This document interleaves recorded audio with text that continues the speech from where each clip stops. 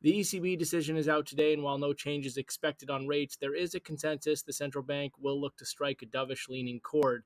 The decision comes just 2 weeks after the central bank presented its strategic review, in which it communicated a dovish shift in stance towards the inflation target.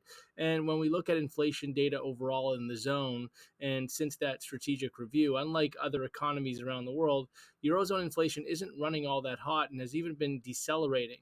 This gives the central bank more flexibility to keep policy on the accommodative side without having any pressure to be needing to be making restrictive adjustments because of inflation. And again, given what we got from the strategic review, it wouldn't make any sense to be hearing anything but dovish talk with respect to the inflation outlook. But there's also been another development over the past couple of weeks that only strengthens the case for a more dovish leaning tone from the ECB.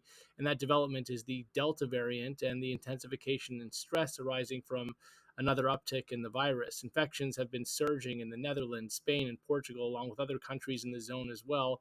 And all of this could undermine ECB economic forecasts. And so when we consider the balance of risk heading into the decision, we suspect there will be plenty of selling pressure into any rallies we do see from euro demand that perhaps presents on the fact. So maybe we see the euro bounce on the decision leaning as expected and maybe not worse, but the fact that the outlook should highlight the divergence we're seeing with the US, where inflation has been running hot, does suggest rallies will be very well capped.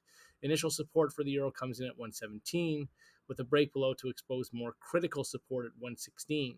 We really need to see a pushback above the 120 area to take the pressure off the downside. That's all for now.